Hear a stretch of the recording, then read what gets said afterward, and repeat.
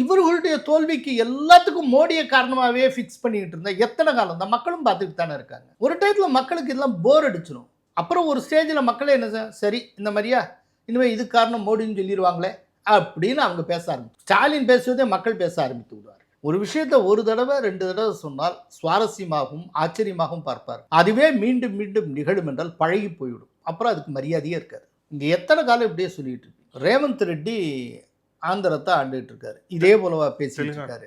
சித்தராமையா கூட இந்த மாதிரி சொன்னது இல்லையே.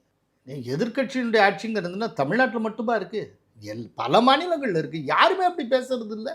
இங்க மட்டும் என்ன வந்தது? ஆனா இந்த குற்றச்சாட்டை சொல்பவர் முதலமைச்சர் அப்படிங்கறதானே இதுல கூடுதல். திமுக ஏதோ செய்தி தொடர்பாளர் சொல்றாரு, தீக்காலந்து கரெக்டுங்க. அதனால சொல்பவர் முதலமைச்சரா அது யாரா வேணாலும் இருக்கட்டுங்க. அதுதாங்க நான் சொல்றேன்.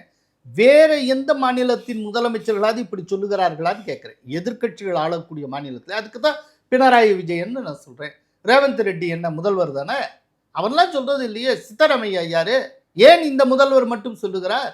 இதுதான் என் கேள்வி. நீங்க எதை தொட்டாலும் மோடிட்டேந்து வரல, மோடிட்டேந்து வரல, எல்லாமே டெல்லியில இருந்தா வரணும். தமிழ்நாட்டில் எதுக்கு நீங்க ஆட்சி பண்ணிட்டு